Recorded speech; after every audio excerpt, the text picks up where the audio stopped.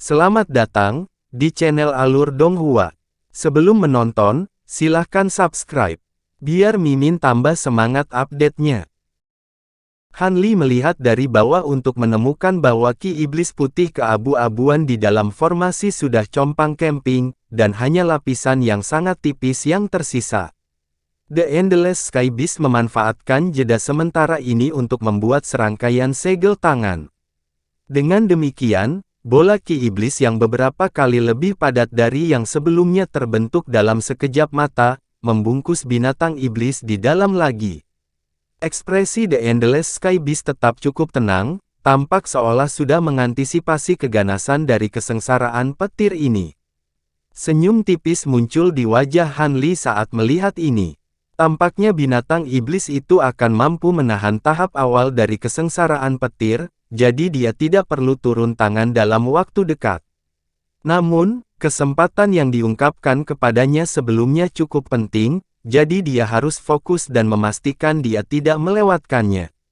Dengan mengingat hal itu, Han Li menepuk kantong penyimpanan yang tergantung di pinggangnya, dan beberapa harta dengan warna berbeda segera meluncur, mendarat di tanah di depan Han Li dalam satu garis horizontal. Harta karun itu terdiri dari labu kuning, busur putih murni, dan botol giok biru, yang semuanya adalah harta kontainer. Pada saat ini, petir keras meletus lagi di udara saat gelombang petir kedua datang dari atas. Pada kesempatan ini, gelombang petir jelas jauh lebih padat daripada gelombang terakhir, dan busur petir individu juga jauh lebih besar. Setelah memanggil harta kontainer itu dari kantong penyimpanan, Han Li tidak lagi mengindahkan Endless Sky Beast. Sebaliknya, dia duduk dengan kaki terlipat dan mata terpejam, menyiapkan diri untuk tugas penting yang akan datang. 2 jam berlalu, dan binatang langit tak berujung mengalami 6 gelombang sambaran petir berturut-turut, yang masing-masing lebih menakutkan daripada gelombang sebelumnya. Ketika gelombang ketiga tiba, busur petir telah tumbuh hingga berukuran 5 kaki, dan mengalir ke bawah seperti sungai cahaya perak. Bahkan batasan yang dibuat Han Li sebelumnya telah rusak. Sebaliknya, jaring yang terwujud dari petir Divine Devil Bane Han Li tetap tidak terluka sama sekali, dan melindunginya dengan aman di dalam. Sementara itu, Endless Sky Beast tidak dapat menahan serangan yang dimulai dari gelombang keempat sambaran petir, dan terpaksa melepaskan teknik lain untuk memperluas tubuhnya, membawanya ke ukuran lebih dari 100 kaki. Ki Iblis yang meletus dari mulutnya juga telah berubah dari warna putih ke abu-abuan. Apa yang aneh tentang Ki Iblis ini adalah ketika bersentuhan dengan petir yang jatuh, suara logam yang berbenturan terdengar. Sebagian besar busur petir ditolak, sehingga Ki Iblis hanya harus menahan kurang dari setengah petir yang diarahkan ke sana. Han Li awalnya duduk di tanah di bawah dengan mata terpejam, namun membuka matanya dan melihat dengan heran baru kemudian dia menemukan bahwa Ki Iblis Putih keperakan ini berkilauan dengan cahaya yang menusuk dan memberikan penampilan yang sangat dingin. Itu sepertinya ada hubungannya dengan Glacial Quintessence yang kuberikan. Mungkinkah itu sudah menyempurnakan intisari es dalam waktu sesingkat itu? Han Li bergumam. Setelah mengusir Ki Iblis yang aneh ini, tekanan pada Endless Sky Beast berkurang secara signifikan, dan mampu menahan gelombang sambaran petir lainnya. Namun, setelah gelombang ketujuh sambaran petir dimulai, ekspresi binatang iblis itu menjadi sangat serius dan tegang. Awan gelap di langit juga mulai melonjak dan meraung keras, dan semua jaring petir besar di langit mulai turun secara serempak. Tiba-tiba, seluruh langit diterangi oleh cahaya perak, dan petir yang memekakkan telinga meredam semua suara di sekitarnya. Tepat pada saat ini, Endless Sky Beast mentransmisikan suaranya ke Han Li. Rekan Taoist Han, kesengsaraan petir di dunia manusia tampaknya lebih kuat dari yang saya duga, saya hanya akan mampu menahan 2 gelombang sambaran petir sendiri, jadi saya memerlukan bantuan Anda untuk 3 gelombang terakhir. Jangan khawatir, rekan Taoist Endless Sky, aku akan membantumu ketika saatnya tiba. Terima kasih, rekan Taoist Han, saya tidak akan melupakan apa yang telah Anda lakukan untuk saya. The Endless Sky Beast sangat lega mendengar janji Han Li. Lagi pula, dengan bantuan seorang kultivator hebat, jaring petir perak menyelimuti binatang iblis di bawah satu demi satu, dan busur petir yang tak terhitung jumlahnya meletus dari jaring secara bersamaan, menyerang Ki Iblis perak dengan sekuat tenaga. Meskipun sebagian besar petir telah ditolak oleh Ki Iblis, busur yang tersisa yang menyelinap masih besar. Ki Iblis perak sedang dipangkas oleh busur pencahayaan pada tingkat yang terlihat oleh mata telanjang dan mengikuti gelombang ketujuh sambaran petir, setengahnya telah diberantas. Namun, tampaknya tidak ada habisnya Ki Iblis ini karena binatang langit tak berujung hanya meledakkan lebih banyak Ki Iblis putih keperakan dari mulutnya setelah berakhirnya gelombang ketujuh. Pada saat ini, gelombang sambaran petir ke-8 tiba. Jaring petir yang ukurannya 2 kali lipat dari yang ada di gelombang ke-7 mulai turun dengan kekuatan yang menghancurkan. Ledakan yang menghancurkan bumi meletus, dan permukaan Ki Iblis segera diwarnai keemasan saat bumi di sekitarnya mulai bergetar. Alis Han Li sedikit berkerut saat melihat petir yang begitu menakutkan, tetapi ekspresinya dengan cepat kembali normal. Namun, dia perlahan berdiri dan mulai mengamati langit seolah sedang mencari sesuatu. Tiba-tiba, ekspresi Han Li berubah saat dia tiba-tiba menundukkan kepalanya. Dia mengalihkan pandangannya ke suatu tempat di kejauhan, dan tatapan aneh muncul di matanya. Itu menarik, aku tidak mengira makhluk seperti itu ada di wilayah surgawi selatan, gumam Han Li, sebelum menjentikkan 10 jarinya ke tanah secara berurutan. 10 benang merah tipis pendek sebelum menghilang ke tanah dalam sekejap. Han Li menatap tanah di bawahnya, dan senyum dingin muncul di wajahnya. Tiba-tiba, bumi bergetar hebat, dan lolongan mengerikan meletus saat gumpalan besar tanah meledak ke langit. Di dalam tanah dan pasir kuning, makhluk raksasa muncul dari tanah. Setengah bagian atas tubuhnya yang besar telah diikat oleh benang tipis yang memancarkan api merah. Benang itu melilit tubuhnya 7 atau 8 kali, menghanguskan kulitnya dan membuatnya melolong kesakitan. Han Li dapat mengambil kesempatan ini untuk melihat sekilas penampakan makhluk ini. Itu adalah makhluk kuning besar yang tampak seperti cacing raksasa, namun ada peraba berdaging yang tak terhitung jumlahnya dengan ukuran berbeda yang tumbuh di seluruh bagian atas tubuhnya, yang semuanya meronta-ronta dengan keras. Namun, fitur yang paling mencolok adalah tanduk emas besar di kepalanya, yang berkilauan dengan cahaya yang menyilaukan. Yang lebih mencengangkan adalah ketika jaring petir di langit turun dan mendarat di dekat makhluk ini, tanduk di kepalanya akan berkedip tidak menentu, dan semua petir akan tersedot ke arah tanduk sebelum menghilang ke dalamnya. Itu cacing narwal. Bagaimana bisa sebesar itu? Dan jika aku mengingatnya dengan benar, tanduk binatang iblis ini seharusnya berwarna putih. Pandangan bingung muncul di mata Han Li saat dia melihat raksasa itu. Cacing narwal yang besar mengeluarkan lolongan kesakitan, dan mulut yang mengerikan tiba-tiba terbelah di atas kepalanya yang halus. Mulutnya dipenuhi dengan taring ganas yang tajam, dan cahaya perak menyala, di mana busur petir yang sangat tebal ditembakkan dari dalam. Petir surgawi yang telah diserap oleh tanduk emas seperti penangkal petir sekarang dikeluarkan oleh binatang iblis sebagai serangan, dan serangan itu ditujukan tidak lain kepada Han Li. Itu bahkan mencapai kecerdasan. Tes, sepertinya ini adalah sejenis makhluk roh mutan. Alih-alih khawatir, Han Li sangat senang melihat ini. Dia menggosok kedua tangannya sebelum mengangkatnya sekaligus, dan 2 busur petir setebal lengannya ditembakkan, menabrak busur tebal petir perak dalam sekejap mata. Mengikuti ledakan yang menggelegar, petir emas dan perak terjalin satu sama lain seperti ular sanca raksasa. Busur listrik tipis terbang ke segala arah dan bola petir meledak antara Han Li dan cacing besar. Setelah itu semua petir benar-benar meniadakan satu sama lain. Cacing besar itu tampaknya menjadi semakin marah saat melihat ini. Cahaya gemilang terpancar dari tanduk emas di kepalanya, menarik bentangan luas petir surgawi di dekatnya ke arahnya. Petir itu kemudian diserap ke dalam tanduknya. Namun, Han Li tiba-tiba terkekeh dingin sebelum membuka mulutnya. Sebuah pedang emas kecil terbang keluar dari dalam sebelum memanjang menjadi seberkas cahaya kira-kira sepanjang 10 kaki, setelah itu terus meluncur langsung ke arah kepala cacing besar itu. Cacing itu tampaknya dapat mengidentifikasi ini sebagai serangan yang sangat kuat, dan cahaya kuning cemerlang terpancar dari tubuhnya saat ia berusaha menggeliat kembali ke bawah tanah.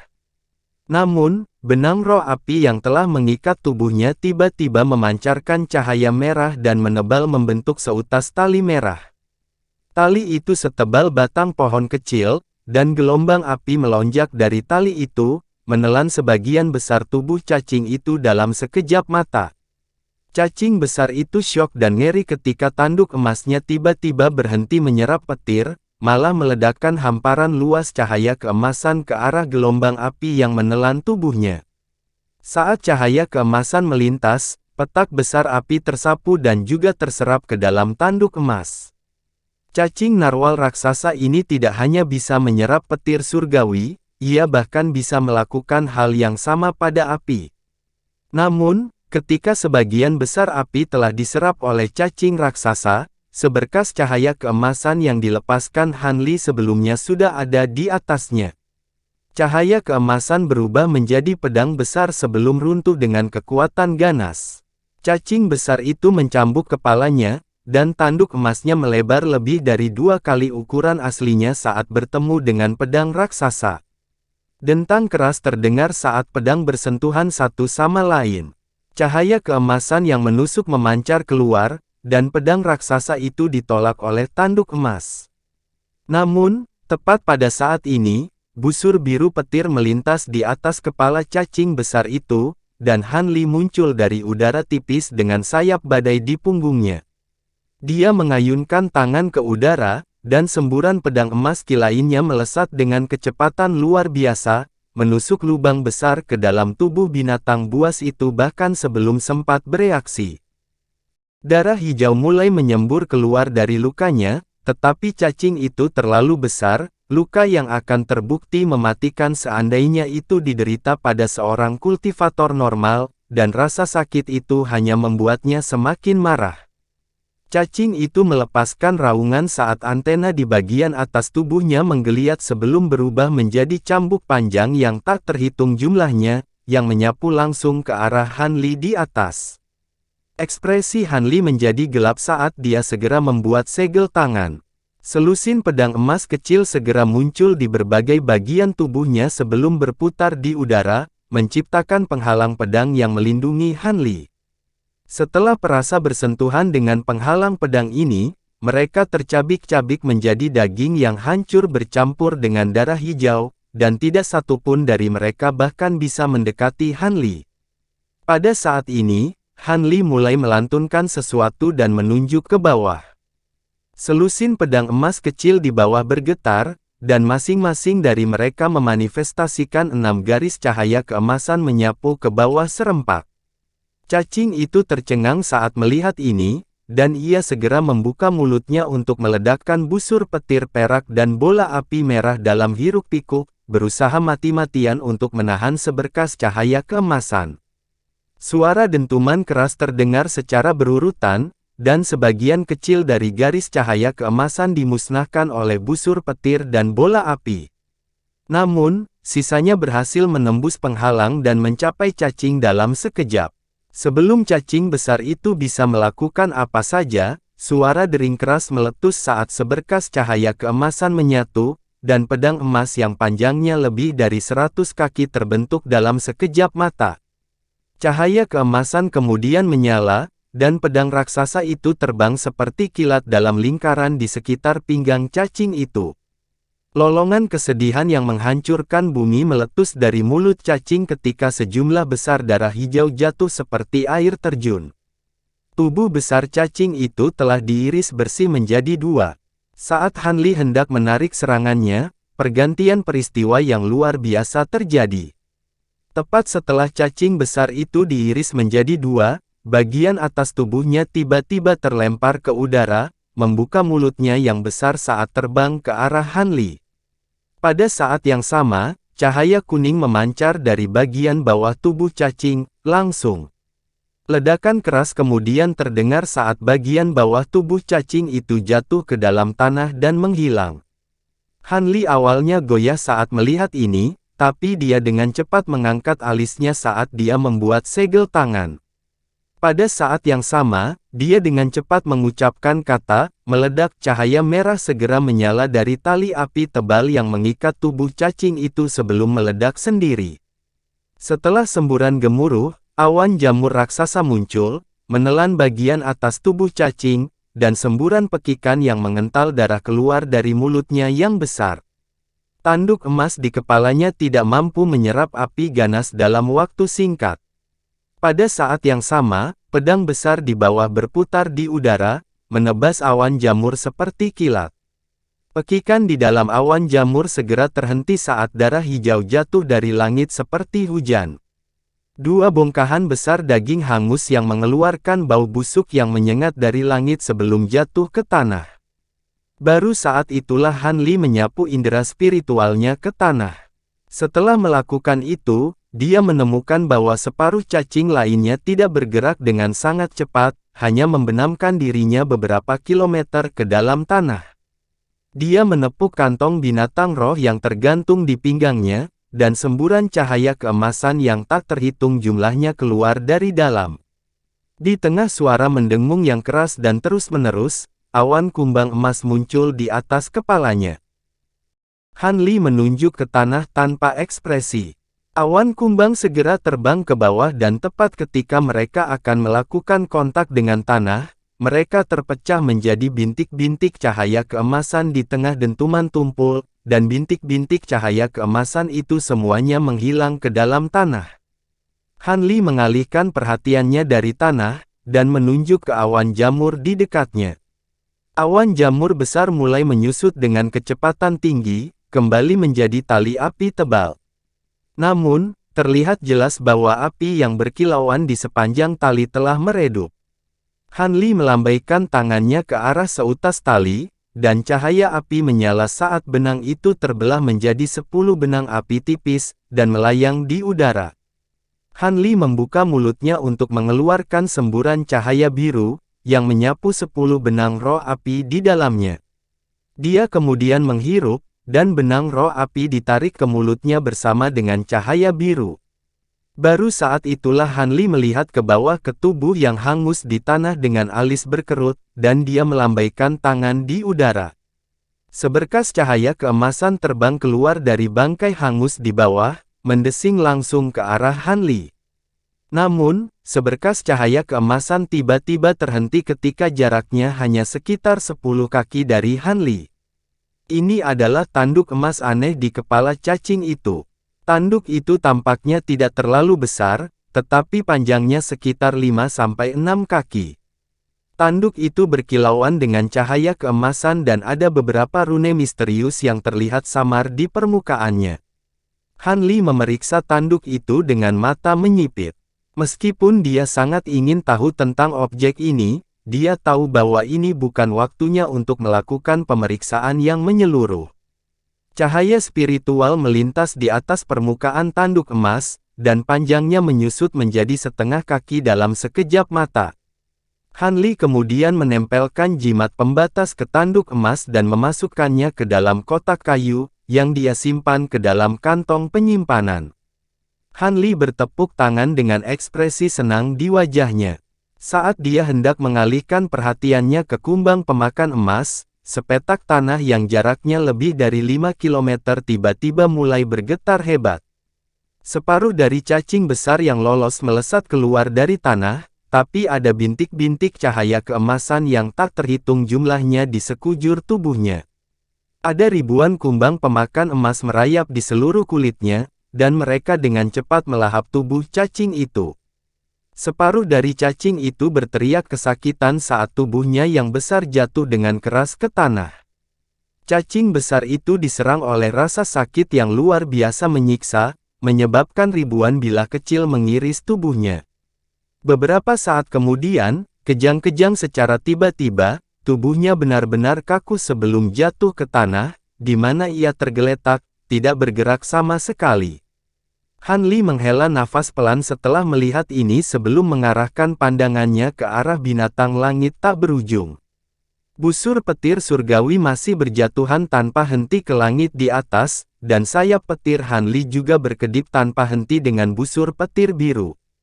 Jaring petir apapun yang mendekat akan ditepis oleh sayap badai petir, sehingga tidak ada yang bisa bersentuhan dengan tubuh Han Li. Dibandingkan dengan awal gelombang ke-8 sambaran petir, jaring petir di langit jauh lebih sedikit. Endless Sky Beast akhirnya menahan gelombang ke-8 dengan sendiri, dan sepertinya sudah waktunya bagi Han Li untuk masuk. Namun, sebelum melakukannya, Han Li buru-buru mengangkat kepalanya saat cahaya biru melintas di matanya.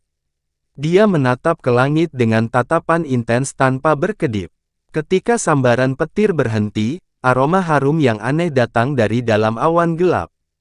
Setelah itu, awan gelap berjatuhan dan melonjak, dan bulan purnama yang sangat besar muncul.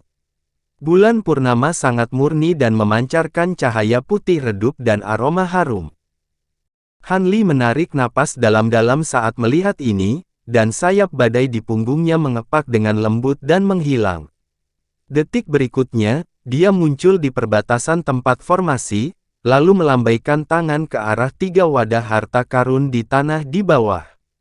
Labu, botol batu giok, dan mangkuk bundar segera terbang ke udara sebelum berputar di udara di atas kepala Han Li.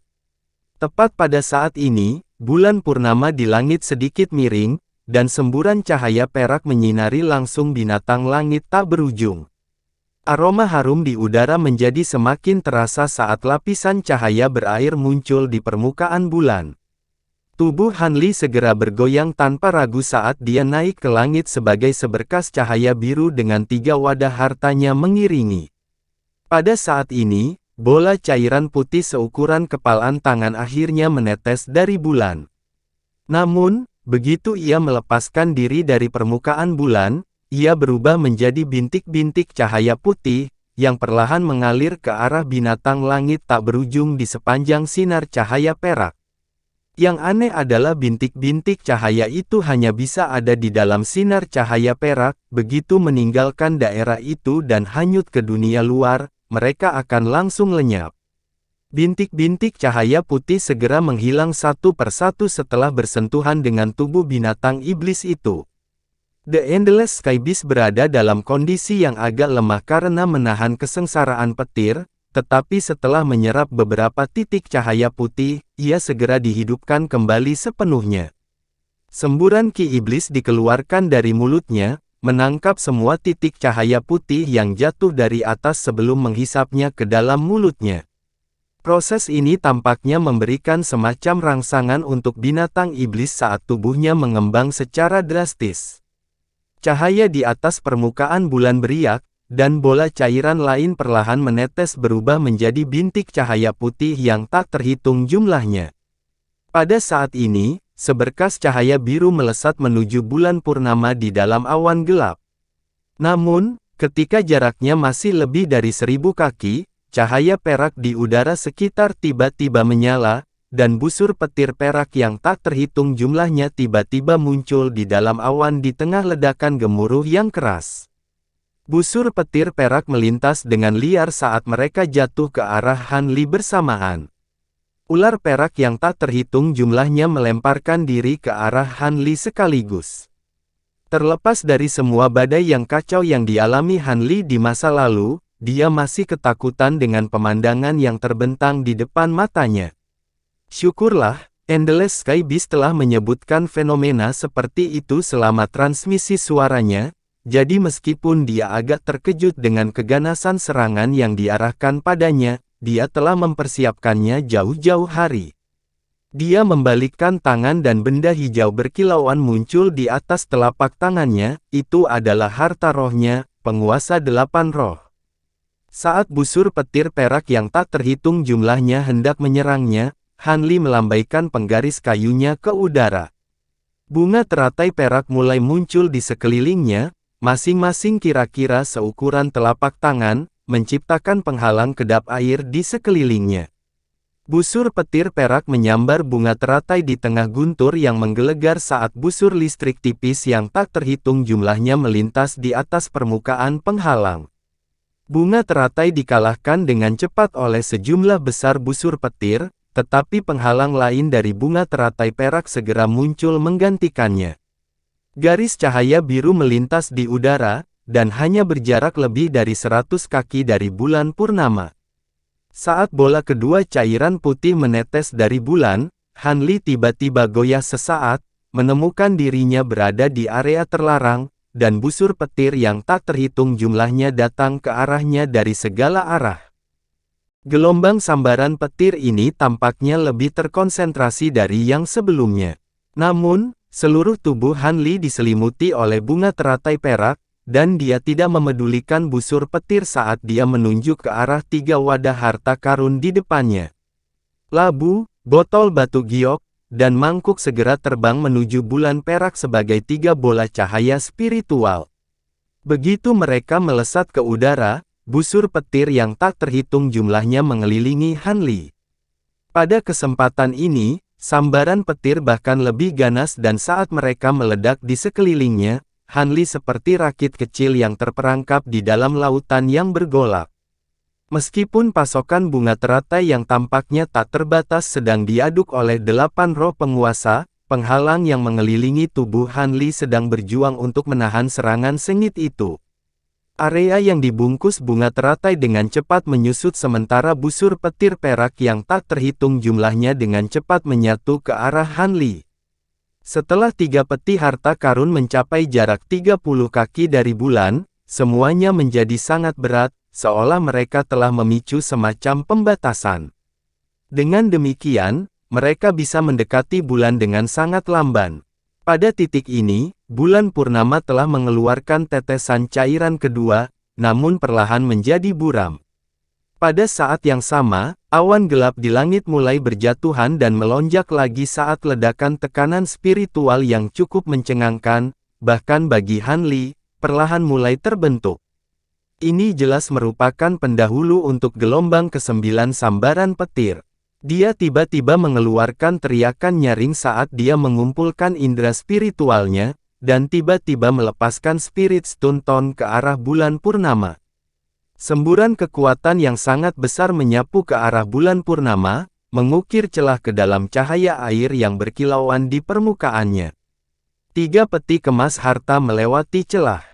Han Li membuka mulutnya saat melihat ini, mengeluarkan seteguk esensi darah, lalu menjentikkan 10 jarinya ke arah esensi darah secara berurutan. Esensi darah langsung berubah menjadi awan kabut darah sebelum menghilang dalam sekejap. Adegan aneh kemudian terjadi. 3 wadah harta karun awalnya berwarna berbeda, namun segera setelah kabut darah menghilang, ketiganya mulai memancarkan cahaya merah. Mereka bergetar dan menerobos batasan serempak, menghilang ke bulan purnama dalam sekejap. Hampir pada saat yang sama, bulan menghilang, hanya menyisakan 3 peti harta karun yang melayang di udara.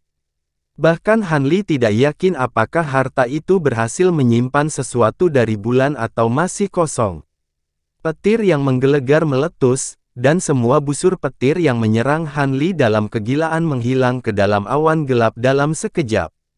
Dia melambaikan tangan di udara dan 3 wadah harta segera terbang kembali ke arahnya. Cahaya biru memancar dari tubuh Han Li, dan harta karun muncul di hadapannya dalam sekejap mata. Tangannya melesat seperti kilat saat dia meraih labu kuning yang melayang di udara.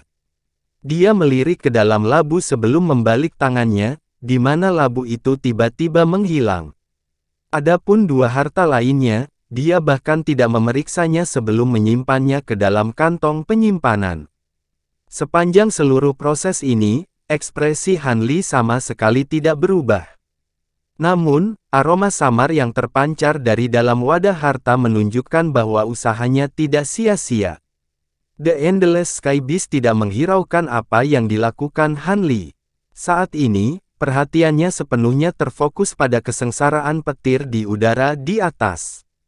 Busur petir yang tidak menentu di langit telah benar-benar menghilang, tetapi binatang iblis itu bisa merasakan fluktuasi yang sangat kuat berkembang biak dari titik di awan gelap tepat di atasnya, dan ia tidak berani membiarkan fokusnya goyah sedikit pun.